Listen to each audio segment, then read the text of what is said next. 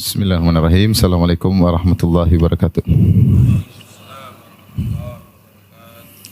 Alhamdulillahi ala ihsani wa syukru lahu ala taufiqihi wa amtinani. Asyhadu an la ilaha illallah wahdahu la syarika lahu ta'ziman li sya'nih wa asyhadu anna Muhammadan abduhu wa rasuluhu da'ila ridwani. Allahumma salli alaihi wa ala alihi wa ashabihi wa ikhwani. Hadirin dan hadirat, Bapak dan Ibu yang dirahmati oleh Allah Subhanahu wa taala, kita melanjutkan bahasan kita dari Kitabur Riqaq dalam Sahih Al-Bukhari, yaitu kitab yang menghimpun hadis-hadis yang melembutkan hati.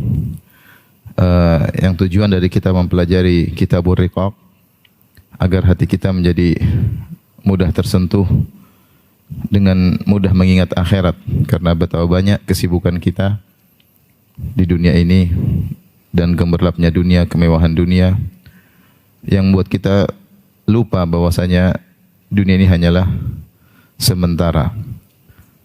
Sehingga sebagian kita menjadikan dunia adalah tujuan, sehingga dia pun hidup dengan semewah-mewahnya di dunia ini, ya, untuk menikmati dengan selezat-lezatnya. Dan hal itu ya bisa membuat dia lupa bahwasanya dia hidup hanya sementara. Nah, kita masuk pada bab yang baru tentang bagaimana kehidupan Nabi SAW dan para sahabatnya. Bagaimana mereka menjalani kehidupan dunia yang penuh kesederhanaan, yang pas-pasan, ya. Karena memang tujuan mereka bukanlah dunia, tapi tujuan mereka adalah akhirat, ya.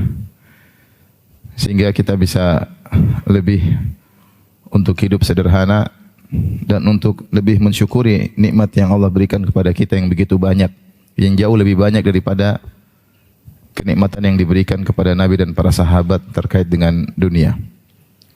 Bab ke-17, bab kaifa kana aishun Nabi sallallahu alaihi wasallam wa ashabihi wa takhallihim anid dunya. Bab tentang bagaimana kehidupan Nabi SAW dan para sahabatnya dan bagaimana mereka menjauhkan diri mereka dari dunia. Hadis berikutnya, hadis 6452, qala haddatsani Abu Nuaim binahwin min nisfi hadzal hadis, qala haddatsana Umar bin Dzar qala haddatsana Mujahid anna Abu Hurairah kana yaqul. Hadis ini dari sahabat Abu Hurairah radhiyallahu anhu, beliau pernah berkata, Allahilladzi la ilaha illahu in kuntu la a'tamidu bikabidi alal ardi minal ju'. Demi Allah yang tidak ada yang berhak disembah kecuali Allah Subhanahu wa taala. Di sini Abu Hurairah bersumpah Allahi, dan hukum asal sumpah dengan menggunakan wa, ba dan ta. Wallahi, wallahi, billahi dan tallahi. Biasanya kalau sumpah demikian. Wallahi kemudian hanya di kasrah wallahi atau billahi atau tallahi. Namun terkadang huruf untuk bersumpah tersebut waw, ta dan ba terkadang diganti dengan hamzah atau ha. Terkadang haullahi, itu demi Allah. Atau dalam hadis ini Abu Hurairah berkata Allahi, maknanya demi Allah. Yaitu Abu Hurairah bersumpah untuk menegaskan apa yang akan dia sampaikan. Beliau berkata, Allahilladzi la ilaha illahu, demi Allah yang tidak ada yang berhak disembah kecuali Allah semata. In kuntu la a'tamidu bikabidi al-ardi minal ju'. Sungguh aku benar-benar ya bersandar dengan hatiku di atas bumi karena kelaparan. Yaitu terkadang beliau benar-benar harus berbaring ya di tanah karena tidak kuat untuk berdiri karena saking apa? Laparnya. Karena saking laparnya. Kemudian juga beliau berkata wa in kuntu la ashuddul hajara ala batni minal ju', dan terkadang sungguh aku mengikatkan batu di perutku karena kelaparan. Itu maksud Abu Hurairah agar aku bisa berdiri dengan baik ya. Karena kalau sudah lapar terkadang enggak kuat untuk berdiri. Dengan diletakkan batu di perut ya atau berbaring di tanah untuk mengurangi beratnya berdiri karena saking laparnya. Kemudian beliau bercerita, walaqad qa'adtu yawman ala tariqihim alladhi yakhrujuna minhu. Suatu hari Aku duduk di jalan yang biasa dilewati oleh para sahabat, dilewati Nabi, dilewati para sahabat dalam kondisi lapar tentunya. Famarra Abu Bakrin fasa'altuhu, maka lewatlah Abu Bakar lewat jalan tersebut. Fasa'altuhu an ayatin min kitabillah, ma sa'altuhu ila liyusbi'ani, maka aku bertanya kepada Abu Hurairah tentang satu ayat dalam Al-Quran. Tidaklah aku bertanya kepada Abu Bakar kecuali agar dia ngajak aku makan. Jadi Abu Hurairah lapar, dia negur aja, ya Abu Bakar, tahu enggak ayat ini? Maksud dia bukan bertanya tentang ilmu, maksudnya biar diajak ke rumah, diajak apa? Makan. Cuma Abu Hurairah enggak enak bilang minta makan. Sehingga dia pakai trik, dia bilang, tahu enggak ayat ini? Kemudian apa kata Abu Hurairah? Famarra wa lam yaf'al. Ya, Abu Bakar hanya menjelaskan, kemudian dia tidak ajak ke rumahnya untuk ngajak makan, kemudian pergi. Tsumma marra bi Umar fasa'altu an ayatin min kitabillah, ma sa'altuhu ila liyushbi'ani. Kemudian lewat Umar bin Khattab, aku pun memberitakannya, aku bertanya tentang ayat yang Abu Hurairah juga ngerti ayat tersebut, cuma dia bertanya tentang ayat tersebut dengan tujuan agar diajak makan. Famarra wa lam yaf'al, tetapi ternyata Umar lanjutkan perjalanan dan Abu Hurairah tidak diajak mampir ke rumahnya untuk apa? Makan. Malu, mau bilang minta makan enggak enak. Padahal kelaparan, padahal perutnya sudah diikat dengan apa? Batu, bahkan terkadang dia berbaring di tanah karena kelaparan ya. Tsumma marra bi Abul Qasim sallallahu alaihi wasallam. Kemudian lewat Nabi Muhammad sallallahu alaihi wasallam, Abul Qasim. Fatabassama hina ra'ani, maka Nabi sallallahu alaihi wasallam tersenyum ketika melihatku. Wa arafa ma fi nafsi wa ma fi wajhi. Dan Rasulullah tahu tentang tujuanku nongkrong di situ. Dengan melihat wajahku, dan Rasulullah mengira-ngira apa dalam hatinya, ya. Tidak perlu bertanya-tanya, langsung Rasulullah berkata, "Ya Abahir, wahai Abu Hurairah." Qultu labbaik ya Rasulullah. Kata Abu Hurairah, aku penuhi panggilanmu ya Rasulullah. Qala ilhaq, ayo ikut saya. Ya, ini yang dicari-cari siapa? Abu Hurairah. Wa madha fatabi'tuhu. Kemudian Rasulullah pun berjalan, aku pun ngekori Nabi sallallahu alaihi wasallam. Fadakhala fasta'dzana fa'adzina li, atau fa'asta'dzinu fa'adzina li. Kemudian Rasulullah SAW masuk rumah, aku pun minta izin, saya boleh masuk? Kata Rasulullah SAW, silakan. Maka diizinkan kepadaku untuk masuk rumah. Fadakhala fawajada labanan fi qadahin. Ketika beliau masuk dalam rumah, ternyata beliau mendapati di gelas, ya, ada susu. Faqala min aina hadzal laban? Dari mana susu ini? Qalu ahdahu laka fulan au fulanah. Wahai Rasulullah, ini susu ada yang kasih hadiah buat engkau, si fulan atau si fulanah. Satu gelas. Kata Rasulullah SAW, ya Abahir, wahai Abu Hurairah, qultu labbaik ya Rasulullah. Aku penuhi panggilan kau ya Rasulullah. Qala ilhaq ila ahli suffati fad'uhum li. Tolong pergi ke ahlu suffah. Itu orang-orang yang tidur di masjid, yang enggak punya tempat tinggal, yang enggak punya keluarga. Pergi ke mereka dan panggil mereka semua ke sini. Qala, kata Abu Hurairah, wa ahlu suffati adhiyafu al-Islam la ya'una ala ahlin wala malin wala ala ahad. Ahlu suffah adalah tamu-tamu Islam, yaitu orang-orang yang berhijrah dari berbagai tempat, dari Mekah ke Madinah, dari tempat-tempat yang lain ke Madinah. Namun di Madinah mereka tidak punya keluarga, mereka tidak punya harta, tidak ada kenalan mereka yang bisa mengayomi mereka. Karena dulu orang hidup terbatas, rumah mungkin tidak sebesar sekarang, sehingga terpaksa mereka tinggal di masjid. Kalau ada yang punya keluarga, ya tinggal di keluarganya. Kalau ada yang punya kenalan, tinggal sama kenalannya. Yang tidak punya keluarga, tidak punya kenalan, maka mereka ditempatkan oleh Nabi di sufa. Sufa itu seperti mulhak, apa namanya ya, tambahan di masjid bagian belakang. Kalau masjid ditambahin di belakang oleh Nabi untuk areal orang-orang tidur di situ, istirahat di situ. Ya, itulah ahlu sufa. Dan jumlah mereka dalam satu waktu sekitar 70-an, bertambah dan berkurang. Ya, terkadang bertambah, terkadang berkurang, terkadang ada yang sudah punya kerjaan, terkadang ada yang sudah punya rumah, maka mereka keluar dari situ. Terkadang ada yang bersafar. Ya, jadi tapi sekitar 70-an orang di masjid tersebut.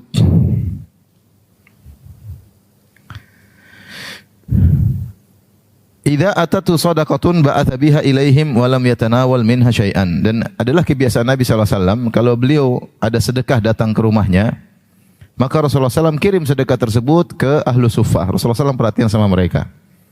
Dan Rasulullah SAW tidak makan sedekah sama sekali karena Rasulullah SAW ahlul bait tidak makan apa? Sedekah. Wa idza atatu hadiyatun arsala ilaihim wa asaba minha wa asyrakahum fiha. Adapun kalau datang hadiah, maka Rasulullah SAW kirim hadiah tersebut kepada ahlu suffat, namun beliau juga ikut makan hadiah tersebut. Karena Nabi SAW ya'kulul hadiyah wa la ya'kulus sadaqah. Rasulullah SAW makan hadiah dan tidak makan sedekah. Fasa'ani dzalika, maka hal ini tidak menyenangkan diriku. Aku disuruh manggil ahlu suffah 70 orang sementara makanan tersedia cuma secangkir apa? Susu. Padahal Abu Hurairah lapar. Ini suruh manggil orang dulu, enggak minum dulu baru panggil orang. Jadi suruh panggil orang dulu, sementara dia sendiri belum minum. Sementara dalam kondisi sangat apa? Lapar. Maka kata Abu Hurairah, fasa'ani dzalik. Hal ini membuat aku kurang senang, Pak. Aku kurang suka dengan hal ini. Tapi harus jalankan perintah. Fakultu, aku berkata dalam diriku, wa ma hadzal labanu fi ahli suffah. Apa faedah susu ini untuk 70 orang yang atau 100 orang yang begitu banyak? Kuntu ahaqqu an usiba min hadzal laban syarbatan ataqawwa biha.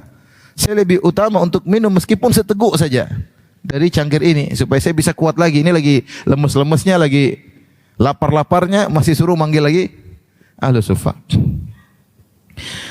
Fa idza ja'u, akhirnya mereka pun datang. Abu Hurairah panggil, kemudian mereka datang. Amaroni, maka Rasulullah SAW perintahkan aku untuk membagi susu tersebut. Fakuntu ana u'tihim wa ma asa an yablughani min hadzal laban. Aku yang bagi susu itu. Mungkin tempat besar, cangkir besar. Aku kasih minum. Dalam hatiku, ini kalau saya kasih satu-satu apakah sampai lagi kepada saya? Masalahnya banyak orang. Maka saya kasih. Walam yakun min ta'atillahi wa ta'ati Rasulillah sallallahu alaihi wasallam buddun, tapi saya harus taat kepada Allah dan Rasulnya. Rasulullah suruh perintahkan bagi susu tersebut, saya bagi. Fa'ataituhum fada'autum, aku pun datang ke ahlu suffah, aku panggil mereka, fa'akbalu, mereka pun datang, fasta'dzanu fa'adzina lahum, mereka minta izin masuk, maka diizinkan kepada mereka.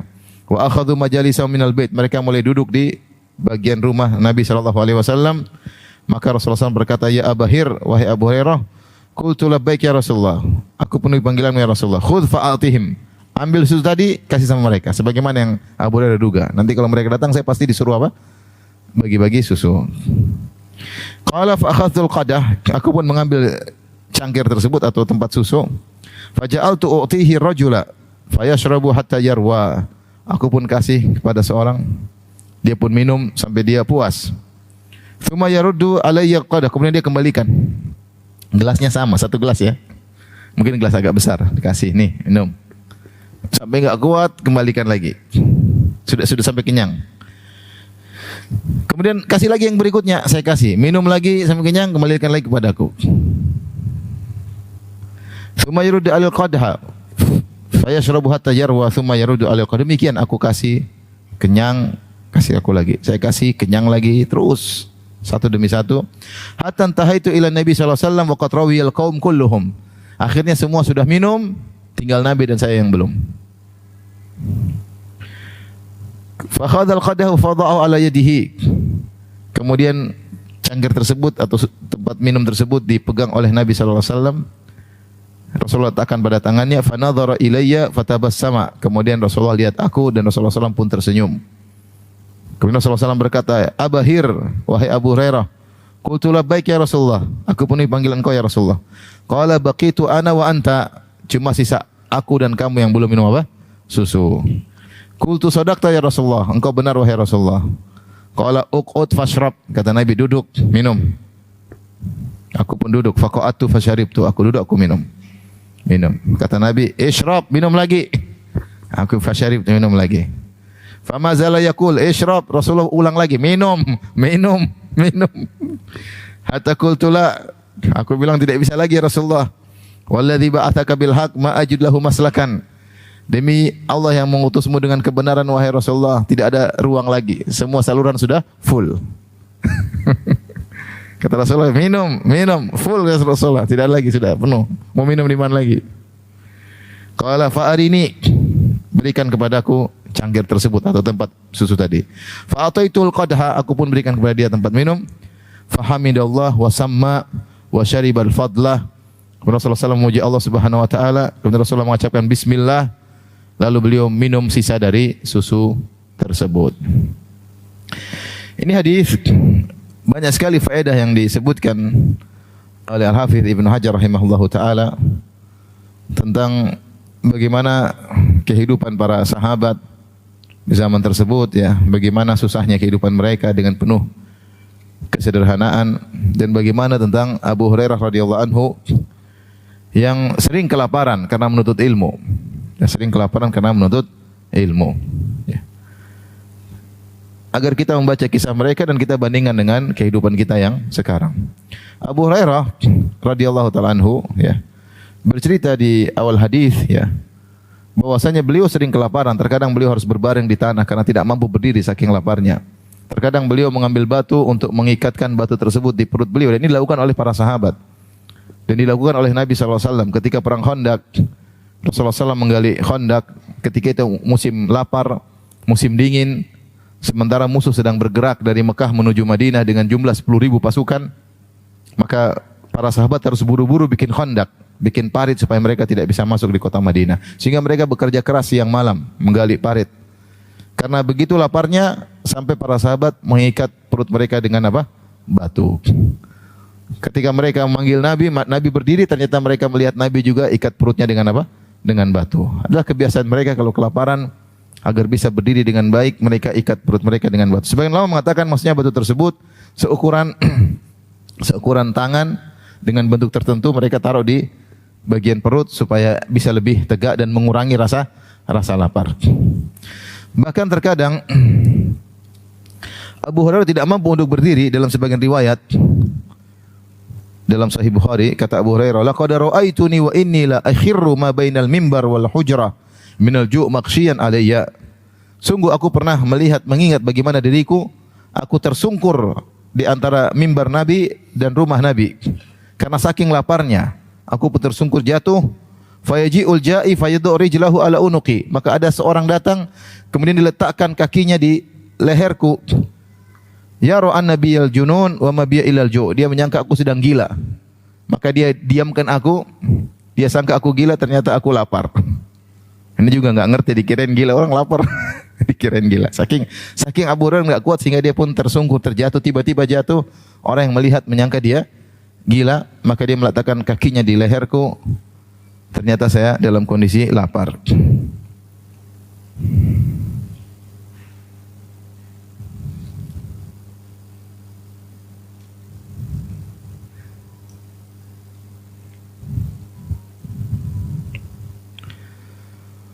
Baik.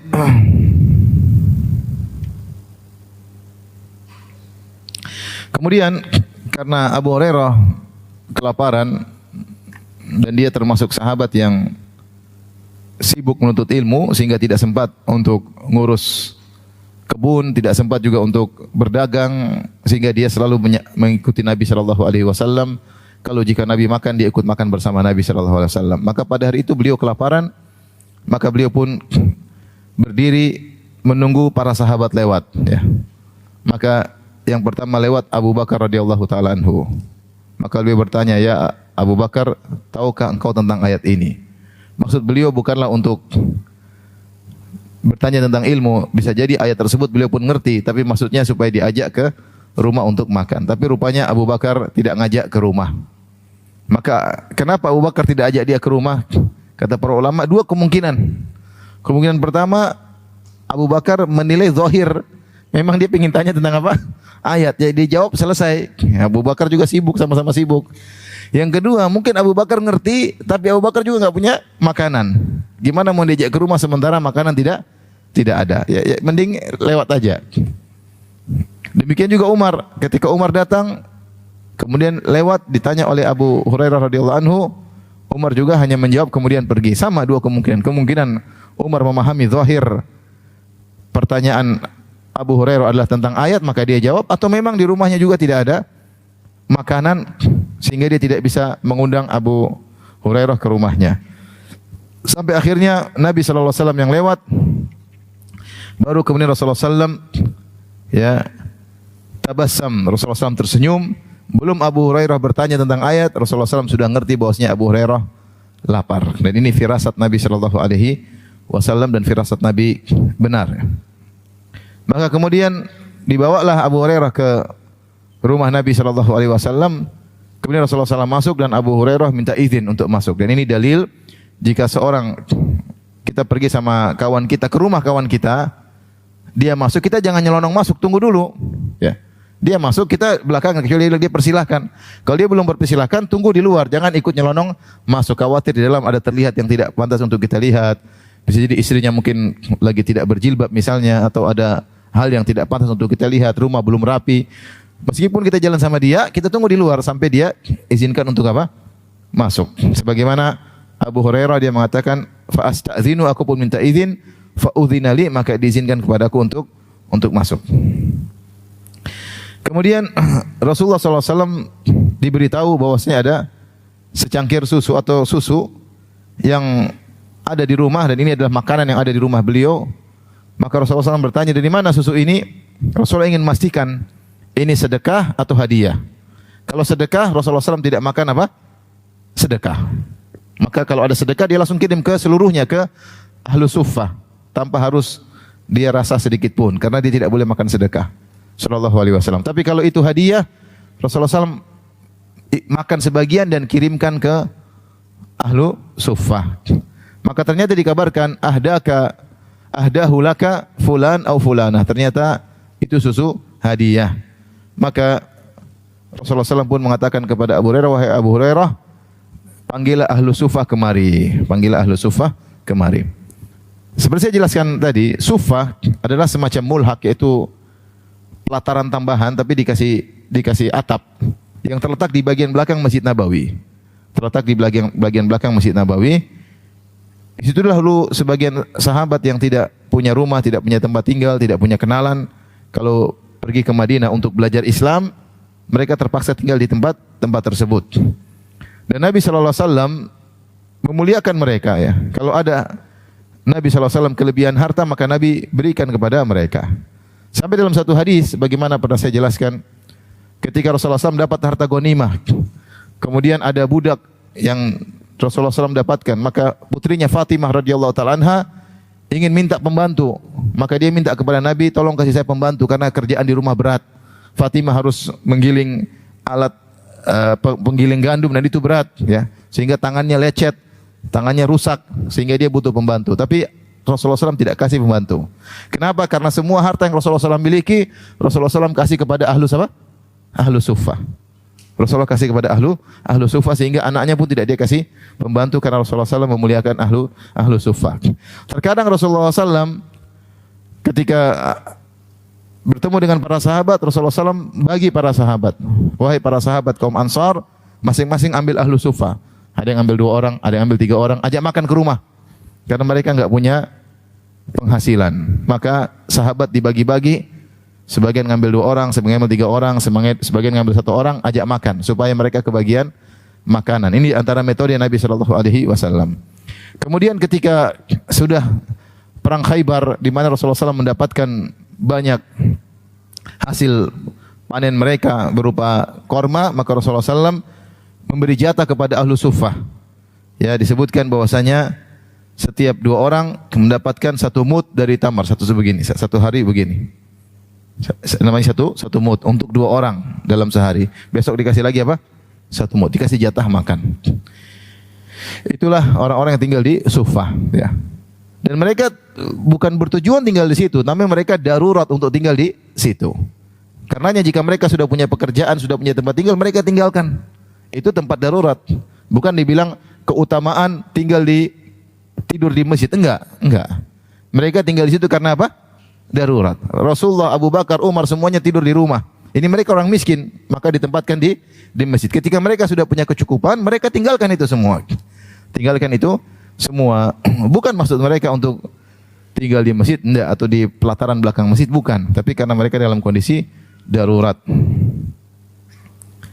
Dan orang-orang yang pernah tinggal di Sufah dikumpulkan nama-namanya oleh para ulama, di antaranya disebutkan oleh Abu Nuaim dalam kitabnya Hilyatul Auliya. Beliau sebutkan nama-nama ahlu Sufah sekitar 70 orang kurang lebih.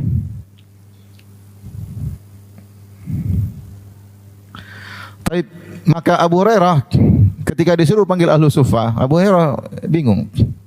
Dia mengatakan, saya lebih utama untuk makan dan minum dari susu tersebut. Sudah sangat lapar dan sangat haus. Paling tidak saya minum seteguk, baru saya panggil mereka. Terus ini cukup enggak buat mereka? Tetapi karena perintah Allah dan Rasulnya, Abu Hurairah akhirnya nurut. Maka dia pun panggil mereka. Kemudian mereka pun datang, mereka pun duduk. Semuanya nunggu dapat jatah susu. Dan Abu Hurairah disuruh yang bagi. Dan ini berat ya. Dia yang bagi. Bukan dia minum duluan, dia apa? Bagi satu, ditungguin. Ini lagi masih ada sisa, masih ada sisa. Ternyata ada mukjizat Nabi Shallallahu Alaihi Wasallam, susu tersebut tidak habis. Yang harusnya mungkin cuma bisa diminum 2-3 orang, ternyata enggak habis. Memang berkurang, tapi diminum lagi kurangnya sama lagi. Minum lagi kurangnya sama lagi. Dan itu mukjizat Nabi Shallallahu Alaihi Wasallam. Tapi Abu Hurairah dalam pikirannya, apa bisa sampai ke saya ini susu ya? Karena kasih lagi, masih ada. Terus sampai akhirnya tinggal Nabi dengan Abu Hurairah radhiyallahu taala anhu. Menjadi perhatian kita dulu, ini cangkirnya enggak berubah, paham? Ini cangkir diminum oleh sekitar puluhan orang. Ya dulu mungkin mereka enggak ada corona, enggak ada apa-apa. Jadi sudah cuek aja. Kita cangkir satu orang satu. Nah ini satu cangkir buat puluhan orang. Dan terakhir yang minum siapa? Nabi sallallahu alaihi wasallam. Yang terakhir yang minum siapa? Nabi. Abu Hurairah dulu baru kemudian Nabi. Nabi sudah minum dari bekas mereka semuanya ya. Tawadhu'nya Nabi sallallahu alaihi wasallam.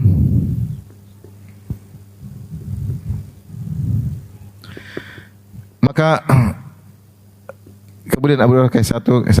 Ini faedah bahwasanya dalam riwayat disebut saqil qaum akhiruhum, ya, yang memberi minum dia yang terakhir minum, tidak boleh dia yang pertama. Di antara sunnah kalau melayani tamu, kalau ada yang bagian nuang, dia yang terakhir minum. Bukan yang pertama baru sebentar ya. Enggak, dia yang bagi dulu, terakhir baru dia. Sebagai bentuk penghormatan terhadap para tamu. Dan di antara sunnah kata Ibnu Hajar rahimahullah juga bahwasanya bukan di offer gini, tapi melayani tamu, sang pelayan ngambil, dia yang mengoffer ke orang sebelahnya. Ambil, dia yang mengoffer ke orang sebelahnya sebagai bentuk penghormatan terhadap apa? Tamu. Karena mereka semua tamu-tamu Nabi sallallahu alaihi wasallam. Meskipun tamu-tamu tersebut mau dikasih makan. Ibaratnya kalau kita panggil orang di pinggir jalan, kita ajak ke rumah, ketika dia masuk rumah kita, statusnya jadi apa? Tamu. Bukan kita hinakan dia, makan-makan, enggak pernah kita hina-hina dia, enggak. Kita benar-benar layani. Karena dia statusnya sekarang apa? Tamu. Sebagaimana Abu Hurairah radhiyallahu anhu melayani mereka. Karena Abu Hurairah sekarang menjadi pembantu Nabi dalam kisah tersebut, menjalankan perintah Nabi, maka dia berikan, kemudian dia ambil. Dia berikan lagi, dia ambil lagi. Jadi maksudnya kalau kita berbuat kebaikan, sempurnakan. Ya, kalau kita lagi panggil orang, ya jalanin dia dengan sebaik-baiknya agar pahala kita sempurna. Meskipun dia orang miskin pinggir jalan, kita panggil ke rumah, statusnya jadi tamu, layani dia dengan sebaik-baiknya. Sampai begitu tinggi pelayanan sampai Abu Hurairah tidak menyuruh, udah offer, nanti kembali ke saya, enggak. Dia yang offerkan satu-satu sampai kembali kepada Nabi sallallahu alaihi wasallam.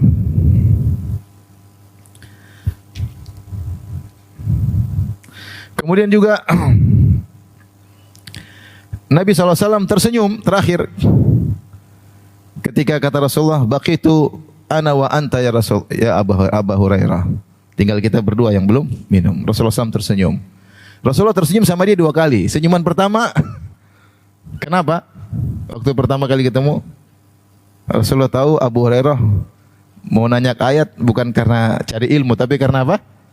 Lapar. Senyuman kedua kenapa? Ibnu Hajar menyebutkan karena Rasulullah tahu Abu Hurairah tadi ketakutan, bakalan khawatir enggak dapat bagian. Ternyata minum sampai nggak kuat. Rasulullah tersenyum. Tadi khawatir ya, ini gimana nih susu cuma segini mau panggil puluhan orang, saya dapat nggak ini? Mending saya minum di luar sedikit baru panggil mereka. Jadi Rasulullah tersenyum 2 kali. Senyuman kedua tadi. Kemudian Rasulullah mengatakan, uqud, duduk, minum. Subhanallah, Rasulullah SAW, dia yang terakhir. Dia yang terakhir dengan penuh tawadhu'nya. Dia bilang duduk. Dan di antara dalil ini bahwasanya sunnah adalah minum sambil duduk. Boleh minum berdiri, boleh makan berdiri, tapi sunnahnya adalah duduk. Tapi boleh kalau minum berdiri, ada keperluan, ada jalan, tidak sampai pada derajat haram. Tapi yang afdal adalah apa? Duduk. Sama seperti sunnahnya, kalau orang buang air kecil, duduk sunnahnya. Tapi kalau berdiri boleh. Berdiri boleh ya. Tapi sunnahnya adalah duduk. Maka uqud washrab, kata Nabi, duduk Abu Hurairah dan minumlah. Fasyaribtu, kata Abu Hurairah, saya minum. Fala yazal yukarrir, Nabi ulang lagi, minum. Sampai kata Abu Hurairah, la ajidu lahu maslakan. Tidak ada lagi ya Rasulullah, saluran semua sudah full. Kanan, kiri, belakang, depan, atas semua sudah apa? Full. Hadis ini dijadikan dalil oleh sebagian ulama bahwasanya seorang boleh makan kekenyangan sesekali, bukan seterusnya.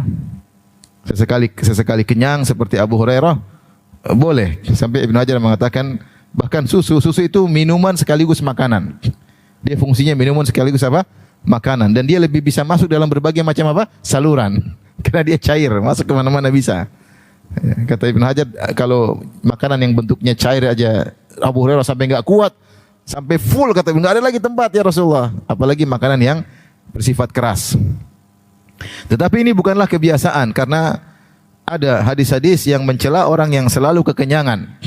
Bahwasanya itu dicela dalam syariat ya. Seperti di antaranya hadis kata Rasulullah SAW, aktsaruhum fid dunya syaba'an atwaluhum ju'an yaumal qiyamah. Orang yang paling sering kenyang di dunia, maka di hari akhirat mereka yang sering apa? Kelaparan. Ada yang mengatakan maksudnya Rasulullah cerita tentang orang-orang kafir yang mereka makan sepuas-puasnya karena kehidupan mereka di dunia adalah makan dan minum dan seks. Itu hubungan kehidupan mereka di dunia seperti itu. Sehingga mereka yang paling sibuk makan dah. Mereka yang paling lapar nanti di akhirat kelak. Namun ini juga celaan bahwasanya janganlah seorang selalu kekenyangan. Namun sesekali kenyang sebagaimana dalam hadis Abu Hurairah ini diperbolehkan. Karena kalau selalu kenyang akhirnya yang timbul adalah kemalasan. Malas untuk beraktivitas dan malas untuk melakukan banyak kegiatan. Taib,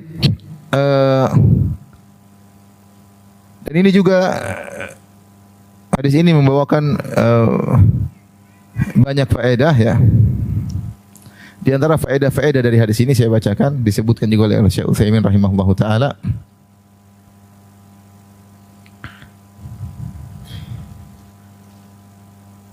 Bagaimana tentang kehidupan Nabi dan para sahabat yang hidup mereka cuma sederhana. Nabi SAW ketika ajak Abu Hurairah ke rumah beliau, ada makanan lain enggak? Enggak ada. Cuma apa? Cuma susu. Itu pun hadiah. Itu pun hadiah dari orang. Seandainya hari itu tidak ada yang kasih hadiah, Nabi tidak ada makanan. Makanya betapa sering Rasulullah SAW bertanya kepada istrinya, ketika di pagi hari, hal indakum ta'am, ada makanan enggak untuk sarapan? Kalau istrinya bilang tidak ada, kata Nabi, idzan fa ana shaim, kalau gitu saya puasa. Kalau semua suami seperti ini, Masya Allah. Mami ada makanan enggak? Enggak ada papi. Kalau gitu papi puasa. Dan sering Nabi seperti itu. Lihat bagaimana ketika ada tamu datang kepada Nabi, maka Nabi SAW ingin menjamu tamu tersebut. Namun sebelum menjamu, Nabi suruh sahabat untuk mengecek di rumah aja ada makan atau tidak. Maka Nabi kirim orang untuk ngecek. Ditanyalah kepada istri pertama Nabi, istri kedua Nabi, sampai istri Nabi yang ke-9. Semua jawabannya sama. Walladzi ba'atsaka bil haqq ma indana illa ma. Demi Allah yang mengutusmu dengan kebenaran wahai suamiku, wahai Rasulullah. Tidak ada apa-apa di rumah kecuali cuma air putih. Mau jamu tamu pakai apa? Akhirnya Rasulullah SAW tidak bisa jamu mereka. Tidak bisa jamu tamu tersebut. Maka Rasulullah SAW mengatakan, Man yudhaifu dhaifa Rasulillah, siapa yang menjamu tamuku ini. Artinya itu kondisi rumah Nabi sallallahu alaihi wasallam. Sebagaimana Aisyah bercerita, Rasulullah SAW rumahnya tidak besar dan kita bisa lihat ya. Rumah Nabi sallallahu alaihi wasallam sangat sederhana, ya paling 4 kali 6 ya. Enggak besar ya. Sampai Rasulullah SAW kalau sholat malam, Aisyah di depan harus lipat kakinya supaya ada space untuk sujud. Aisyah bercerita, Rasulullah SAW kalau mau sujud, dia sentuh kakiku supaya aku lipat. Kemudian dia sujud. Kalau Rasulullah SAW sudah sujud, beri lagi, aku pun julur kedua kakiku lagi. Setiap Nabi mau sujud, Nabi sentuh kakinya supaya dilipat supaya Nabi bisa apa? Bisa sujud. Ini menunjukkan rumah Nabi SAW kecil. Beda dengan kita, rumahnya besar-besar tapi enggak sujud-sujud. Kita dapur aja bisa buat sholat kalau rumahnya besar. Tapi apakah Nabi tidak bahagia? Apakah istri Nabi tidak bahagia? Bahagia dengan kesederhanaannya. Maksudnya menunjukkan bahwasanya kebahagiaan bukan tidak harus dengan punya harta yang banyak. Kebahagiaan itu anugerah dari Allah Subhanahu wa taala. Sampai ketika rumah Nabi SAW setelah Rasulullah meninggal, zaman para sahabat sudah lewat, sampai zaman tabi'in, kalau tidak salah zaman Sa'id bin Musayyib atau zaman para tabi'in, ketika rumah Nabi ingin dipugar, maka sebagian ulama menangis ya, karena rumah Nabi sangat sederhana dan kalau disentuh atapnya bisa kesentuh dengan apa? Tangan. Dia mengatakan seandainya rumah Nabi dibiarkan seperti ini saja, sampai kalau ada orang-orang nanti di kemudian hari datang bisa melihat bagaimana rumah Nabi mereka yang penuh dengan apa? Kesederhanaan. Dan dia adalah orang yang paling mulia di sisi Allah Subhanahu wa taala. Maka mau saya ikhwan, ini hiburan bagi kita. Kalau ada yang qadarullah ternyata kehidupannya sederhana, jangan dia suudzon sama Allah Subhanahu wa taala. Bosnya harta bukan bukti Allah memuliakan seorang hamba. Allah bisa memuliakan seorang hamba tidak harus dengan harta. Ya. Kalau ternyata orang yang paling mulia adalah orang yang paling berharta, berarti Nabi tidak mulia dong. Nabi SAW hidup sangat sederhana.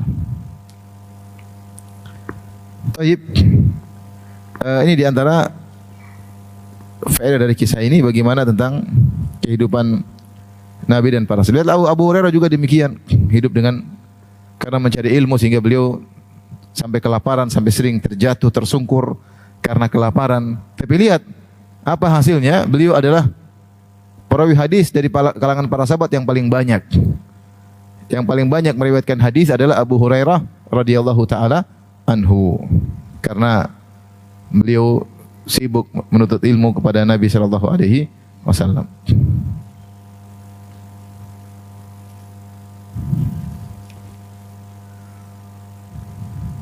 Kemudian di antara faedah hadis ini tentang mukjizat Nabi sallallahu alaihi wasallam memberi keberkahan kepada makanan. Di antara mukjizat Nabi adalah makanan yang sedikit menjadi banyak. Ini tidak bisa dilakukan oleh siapapun. Adapun karomah para wali, keajaibannya di bawah mukjizat. Di antara karomah para wali bisa jadi seorang di suatu tempat tiba-tiba makanan datang sendiri. Dan itu dialami oleh orang-orang soleh seperti Maryam ibunya Nabi Isa alaihissalam. Kata Allah, kullama dakhala 'alaiha Zakaria al-mihraba wajada 'indaha rizqa. Qala ya Maryam anna laki hadha? Qalat huwa min indillah. Setiap Zakaria ketemu dengan Maryam, tiba-tiba ada makanan sudah terhidangkan. Zakaria alaihissalam bertanya, wahai Maryam, dari mana makanan ini? Bukan saya yang hidangkan. Kata Maryam, qalat huwa min indillah, dari Allah Subhanahu wa taala. Ini Maryam bukan nabi, tapi dia mengalami karomah, yaitu makanan tiba-tiba hadir dari tempat di mana Allah hidangkan. Demikian juga ada seorang sahabat yang ditawan, kemudian tidak ada yang kasih dia makan, tiba-tiba ada anggur dan dia bisa makan. Kalau itu sering terjadi, seorang wali tiba-tiba dapat makanan entah dari mana datangnya. Tetapi kalau mukjizat enggak, mukjizat yang sedikit jadi banyak. Itu tidak dialami oleh para wali. Oleh karenanya mukjizat dan karomah sama-sama kejadian yang luar biasa, tapi tingkatan mukjizat lebih tinggi. Dan Nabi dalam banyak hadis sallallahu alaihi wasallam menjadikan air yang sedikit jadi banyak, makanan yang sedikit menjadi apa? menjadi banyak dengan keberkahan Nabi sallallahu alaihi wasallam. Kemudian hadis ini juga menunjukkan tentang tawadhu'nya Nabi sallallahu alaihi wasallam karena beliau yang paling terakhir apa? Minum, dan beliau tidak menolak untuk minum dari bekas mulut semua sahabatnya. Beliau tidak merasa jijik atau apa, ya mungkin zaman tersebut ya tidak ada kayak gitu-gituan ya. Sehingga semuanya minum dan beliau minum dari bekas minuman mereka seluruhnya. Dan beliau yang paling terakhir apa? Yang paling terakhir minum ya. Kalau zaman sekarang satu gelas buat pribadi. Iya, iya atau tidak? Satu gelas satu. Kalau terlalu banyak virus. Terlalu banyak curiga. Kemudian Nabi SAW mencontohkan ketika minum wasamma, Rasulullah SAW mengucapkan apa? Bismillah. Disebutkan Rasulullah SAW fahamidallah, Rasulullah SAW memuji Allah. Muji Allah ini bukan zikir sebelum makan atau minum, tetapi Rasulullah memuji Allah karena keberkahan makanan yang Allah berikan kepada Nabi. Minuman yang sedikit tadi ternyata cukup untuk puluhan orang. Adapun yang sunnah adalah ketika makan atau minum menyebut nama Allah. Sebagaimana dalam hadis Rasulullah SAW mengatakan kepada Umar bin Abi Salamah, ya gulam samillah, wahai sang anak, ucapkan bismillah sebelum makan atau sebelum minum.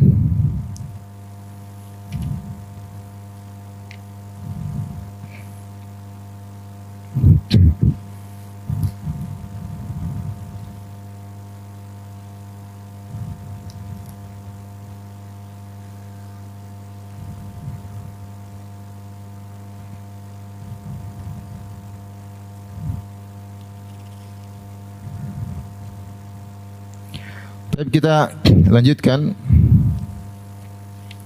hadis berikutnya ya.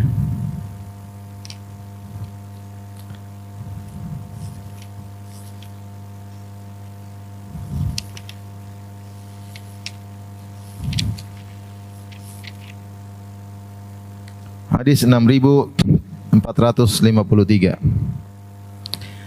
Imam Al-Bukhari berkata, qala haddatsana Musaddad, qala haddatsana Yahya an Ismail, qala haddatsana Qais, qala sami'tu Sa'dan yaqul. Kata Qais, dia berkata, aku mendengar Sa'ad bin Abi Waqqas pernah berkata, inni la awwalul arabi rama bisahmin fi sabilillah. Aku adalah orang Arab pertama yang memanah dalam jihad. Aku yang pertama kali melepaskan panah dalam jihad fi sabilillah. Wa ra'aituna nagzu wa ma lana ta'amun illa waraqul hublati wa hadha samru. Dan kami pernah berjihad dan kami para pasukan tidak ada punya makanan kecuali hanya dedaunan dari pepohonan hubla atau pepohonan samur. Itu pepohonan yang ada di lembah-lembah. Tidak ada makanan kecuali itu. Kami makan selama perang, makan dedaunan. Wa inna ahadana la yadha'u kama tadha'u syatu ma lahu khiltun. Sampai kalau salah seorang dari kami buang hajat, maka dia tidak mengeluarkan kotoran kecuali seperti kotoran kambing yang kehijau-hijauan dan tidak ada campurannya sama sekali, tidak ada basah-basahnya sama sekali, benar-benar kering karena mereka hanya makan apa? Daun. Tsumma asbahat banu asadin tu'azziruni alal Islam, khibtu idzan wa dhalla sa'i. Kemudian sekarang Banu Asad mencelaku, ya, ingin meluruskan aku dalam urusan Islam. Kalau begitu sungguh merugi dan telah sia-sia usahaku. Ini hadis tentang bagaimana kondisi para sahabat radhiyallahu taala anhum, ya. Sebagaimana diceritakan oleh Sa'ad bin Abi Waqqas. Kita tahu Sa'ad bin Abi Waqqas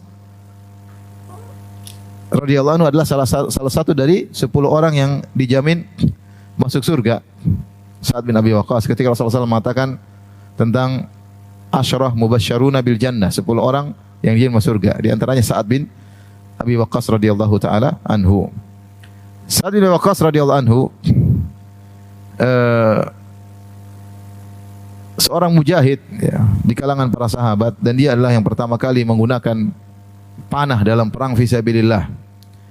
Dan beliau menjelaskan bagaimana ketika beliau dan para sahabat berperang, terkadang mereka dalam kondisi sulit. Tidak ada makanan, tidak ada daging yang dimakan, tidak ada roti yang dimakan. Terkadang mereka berhari-hari hanya makan daun.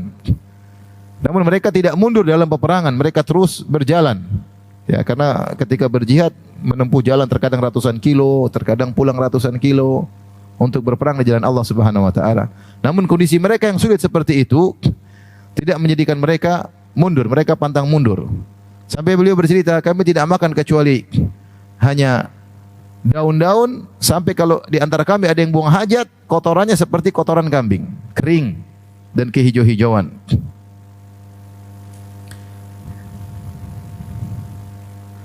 Bahkan dalam sebagian riwayat berkata Utbah bin Ghazwan, laqad ra'aituni sabi'a sab'ah ma'a Rasulillah ma lana ta'amun illa waraqa syajar hatta karihat ashdaquna. Kata seorang sahabat, kami bertujuh pernah bersama Nabi SAW, kami tidak makan kecuali hanya makan daun sampai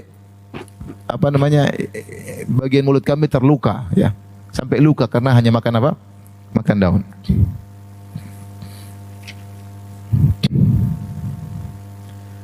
Ini saat cerita bahwasanya beliau pejuang dan beliau dulu mengalami kehidupan susah bersama Nabi SAW dalam berjihad, sampai berjihad hanya makan daun. Kemudian beliau berkata, sekarang setelah saya melewati berbagai kesulitan seperti ini dalam Islam, dalam perjuangan, kemudian ada Banu Asad mau jelek-jelekan saya. Jadi kisahnya Sa'ad bin Abi Waqqas, beliau radhiyallahu ta'ala anhu, ya, akhirnya menjadi Amirul Kufah karena beliaulah yang berhasil menaklukkan Persia. Persia diserang dua kali. Pertama di zaman Khalid ibn Walid, sehingga beliau menaklukkan kota Al-Hirah ketika di zaman Abu Bakar As-Siddiq radhiyallahu anhu. Kemudian di zaman Umar, Sa'ad bin Abi Waqqas yang berhasil menaklukkan Al-Madain. Menaklukkan Al-Madain, itu kota ibu kota Persia. Kemudian beliau dijadikan sebagai gubernur Kufah. Ketika beliau menjalani kepemimpinan sebagai gubernur Kufah, ada Banu Asad yang protes, lapor kepada Umar, wahai Umar, ini pemimpin kami Sa'ad bin Abi Waqqas tidak tahu salat. Jadi beliau jengkel. Saya dibilang tidak tahu salat. Sementara saya dulu yang pertama kali berperang menggunakan apa? Panah di jalan Allah. Saya yang berperang kemudian makan sampai makan dedaunan saja berperang. Kemudian mereka bilang saya tidak tahu apa? Tidak tahu salat. Makanya beliau ucapkan perkataan ini untuk membantah tuduhan yang beliau dituduhkan oleh Banu Asad. Sementara Banu Asad ini siapa? Banu Asad adalah sekelompok orang yang sempat murtad ketika Nabi SAW meninggal dunia. Di zaman Abu Bakar mereka murtad dan mereka beriman kepada seorang Nabi yang bernama Tulaiha bin Khuwailid al-Asadi. Jadi pimpinan mereka Tulaiha bin Khuwailid al-Asadi dari Banu Asad. Ketika itu dia mengaku dirinya sebagai Nabi. Kemudian diikuti oleh kaumnya. Jadi mereka punya sejarah yang kelam karena mereka pernah murtad setelah Nabi SAW meninggal dunia. Bahkan pernah mereka beriman kepada seorang Nabi dari Bani Asad. Namun Tulaiha bin Khuwailid al-Asadi akhirnya sadar dan masuk Islam kembali. Dan kemudian dia kalau tidak salah berjihad, kemudian meninggal dalam medan pertempuran. Tapi ini mereka punya lembaran hitam yang buruk, Banu Asad. Kemudian ketika Sa'ad bin Abi Waqqas radhiyallahu anhu jadi pemimpin di Kufah dan rakyatnya di antaranya Banu Asad, ternyata mereka menjelek-jelekan Sa'ad bin Abi Waqqas radhiyallahu taala anhu. Dari situlah Sa'ad bin Abi Waqqas terpaksa, ya, menceritakan sebagian bagaimana kebaikan dia di masa lalu. Karena tuduhan tersebut tidak benar. Ibnul Jauzi rahimahullahu taala menyebutkan pertanyaan yang timbul, hukum asal para sahabat tidak pernah memuji diri mereka, tidak pernah. Hukum asal mereka tidak pernah muji. Tidak kita dapati Umar muji dirinya, tidak kita dapati al-mubasysyaruna bil jannah 10 orang yang masuk surga, tidak ada yang muji diri mereka. Tidak ada Umar, Utsman, Khalid, kecuali dalam kondisi terdesak yang mereka harus menjelaskan sebagian keutamaan mereka. Seperti ketika Utsman bin Affan radhiyallahu anhu dikepung oleh para pemberontak. Kemudian saking dikepungnya beliau tidak dikasih minum padahal beliau khalifah ketika itu. Maka beliau sempat cerita, tahukah kalian ini masih baru-baru masuk Islam. Di awal-awal masuk Islam, Ketika Nabi SAW berhijrah ke kota Madinah, para sahabat kekurangan air bersih. Saya yang beli sumur buat mereka. Sekarang saya dilarang minum dari sumur yang saya beli. Jadi itu dia mengungkapkan sebagiannya untuk menjelaskan. Tapi hukum asal Utsman tidak pernah cerita tentang apa? Kebaikannya. Umar pun tidak pernah. Mereka semua takut kepada Allah. Nah, Sa'ad bin Abi Waqqas juga punya keutamaan yang banyak. Nabi puji dia banyak dalam hadis. Dan dia mengatakan di antara yang masuk surga Sa'ad bin Abi Waqqas. Tetapi beliau terpaksa bercerita sebagian kebaikan beliau untuk membantah tuduhan yang tidak benar kepada beliau karena beliau dituduh tidak tahu salat. Kalau salatnya tidak beres. Dan ini diperbolehkan seseorang menampakkan kebaikannya kalau memang ada maslahat, ada keperluan. Seperti Yusuf alaihissalam ketika ditawarkan dijadikan pejabat, maka dia mengatakan qala ja'alni ala khazainil ardi inni hafizun alim. Jadikanlah aku sebagai bendaharawan Mesir karena saya punya ilmu tentang itu. Dia sebutkan puji dirinya, saya punya ilmu supaya ada maslahat agar dia dijadikan sebagai bendaharawan. Sebagaimana Ibnu Mas'ud radhiyallahu taala anhu pernah berkata, "Lau a'lamu ahadan a'lama bi kitabillah minni la ataituhu." Kalau seandainya saya tahu ada orang yang lebih paham tentang ilmu tafsir daripada saya akan datang belajar kepadanya. Ini diucapkan Ibnu Mas'ud bukan untuk sombong, untuk menjelaskan kalau dia sudah ngomong tentang ayat, dia ngerti. Karena Ibnu Mas'ud adalah termasuk sahabat senior. Ya, sahabat senior. Sehingga kalau dia bicara tentang ayat, dia ngerti. Sampai dia berkata, kalau ada yang lebih tahu dari saya tentang ayat ini, saya akan datang belajar sama dia. Ya. Ini pujian tapi maksudnya bukan untuk sombong, tapi agar orang belajar dari beliau dan mengambil faedah dari beliau, ya.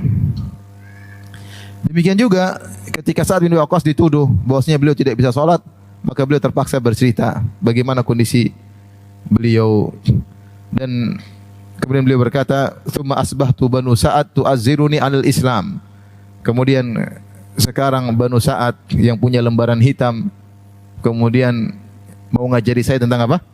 Islam, memberi tuduhan kepada aku yang tidak benar kepada Umar. Dilapor macam-macam, ya. Kalau tidak salah kemudian Sa'ad akhirnya dilengserkan karena laporan yang tidak benar tentang beliau. Tapi beliau bela diri. Beliau mengatakan tidak benar. Ini hadis ini menjelaskan tentang bagaimana kehidupan para sahabat yang sulit, bahwasanya mereka pernah berjuang, berjihad dengan menempuh perjalanan yang sangat jauh dan tidak ada makan yang mereka makan kecuali hanyalah lembaran-lembaran daun, sehingga akhirnya mulut-mulut mereka terluka dan mereka juga buang air dengan kotoran yang kering, ya, sebagaimana kotoran kambing, ya. Dan